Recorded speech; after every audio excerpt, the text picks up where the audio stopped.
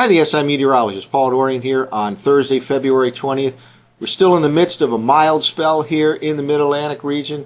This mild spell will probably peak on Friday just ahead of a strong cold front. Temperatures tomorrow could jump well up into the 50s in many I-95 corridor locations. That strong front will bring some brief downpours to the region, perhaps even a few isolated thunderstorms containing strong wind gusts. It'll still stay mild over the weekend behind this frontal system, but by about Monday of next week, we turn colder, and it looks like the rest of next week and into the following week, the latter part of February into the beginning of March, just look incredibly cold in the eastern part of the U.S. with multiple snow threats. I wanted to focus in on this cold wave coming next week, even though, again, we're enjoying some mild weather right now.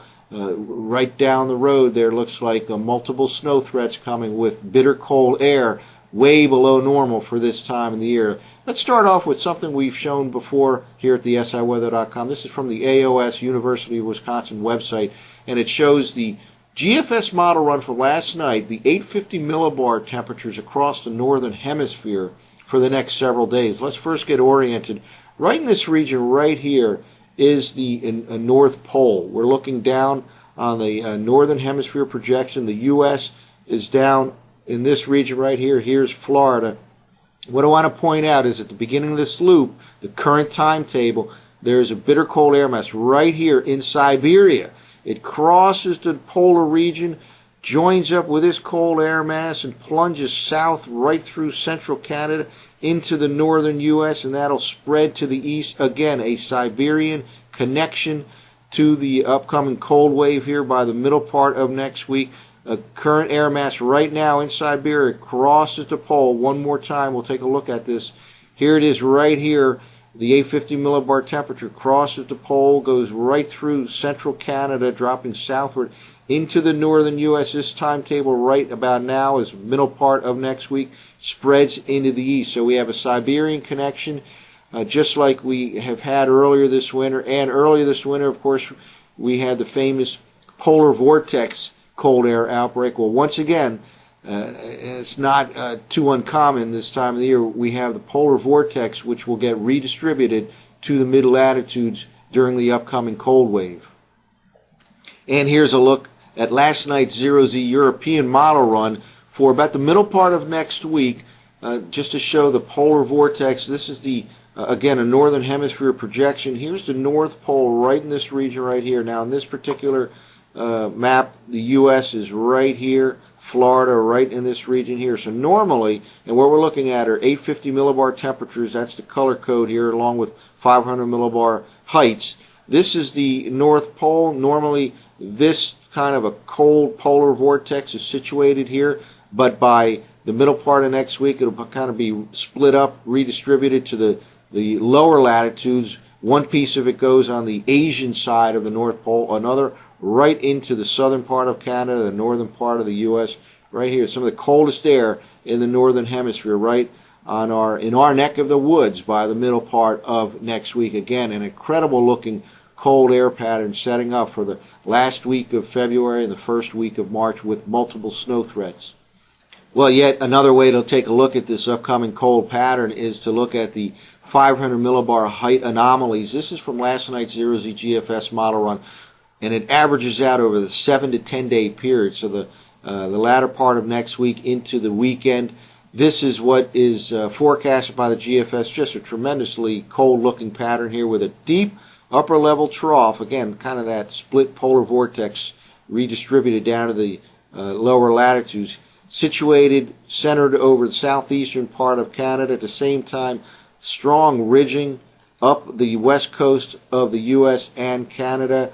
This combination will just send Arctic outbreak after Arctic outbreak through central Canada into the northern U.S., and that'll eventually spill over to the east coast during the week next week, and it looks like right into the following week. Notice here kind of a blocking pattern here. We kind of have a lot of ridging over the top of this particular trough right in the eastern part of the U.S., the southeastern part of Canada. In other words, this looks like it'll stick around for a while, and we have cold weather next week. It looks like it'll go right into March, perhaps even well into March. We'll focus in on that over the next couple of days. Well, we've kind of focused in on the cold. How about the snow threats? Taking a look here at the surface map forecast from last night's Zero-Z GFS model run, we'll look at 24-hour increments beginning with Sunday morning. Then we'll look at Monday morning, Tuesday morning, and Wednesday morning. Just notice here by Sunday morning, this blue line here, that's kind of a rain-snow line, and it's the leading edge here, in this case, of some colder air. Again, the weekend looks like it'll be relatively mild, milder on Saturday as compared with Sunday, but by the time Monday rolls around, we'll start to get into the colder air. Notice again, this cutting across the south central part, southeastern part of Pennsylvania Sunday morning. Let's now jump ahead 24 hours. And here you go, a significant drop in this rain snow line south and eastward. In other words, a frontal system has come through, and I think the GFS may be underplaying this particular frontal system. I think there's a chance of a little bit of snow at least Sunday night into Monday morning associated with this cold frontal system, but by the time Monday rolls around, this cold air mass is setting up here with a boundary zone right in this region right in here, and that will play an important role over the middle and latter part of next week as additional snow threats will develop. Let's now jump ahead another 24 hours. And here's the forecast map for Tuesday morning. Notice this line staying pretty much stationary here, so you can envision a temperature gradient boundary zone situated right in this region right here. And let's now jump ahead to Wednesday morning.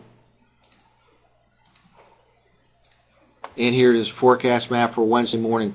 By this time, low pressure does form right along that frontal boundary zone, that temperature gradient, baroclinic zone that will be lying in this region by the middle part of next week. Certainly a snow threat here, the latter part of Tuesday into Wednesday. So we're setting up for a cold pattern and certainly multiple snow threats. Another threat comes out of the southern states at the end of next week, and that could end up being quite an important coastal storm by Friday or Saturday of next week at the very beginning of the month of March. I think Saturday is March 1st, and there very well could be a big coastal storm right around that time frame. But Sunday night, early Monday, the cold air transitions, that could be accompanied by a little bit of snow. Then another threat come late Tuesday into Wednesday, and then at the end of next week, Friday, Saturday time frame, there could be a third threat of snow. So a big pattern change coming by next week, and it certainly looks like winter comes roaring back with some bitter cold air and multiple snow threats for next week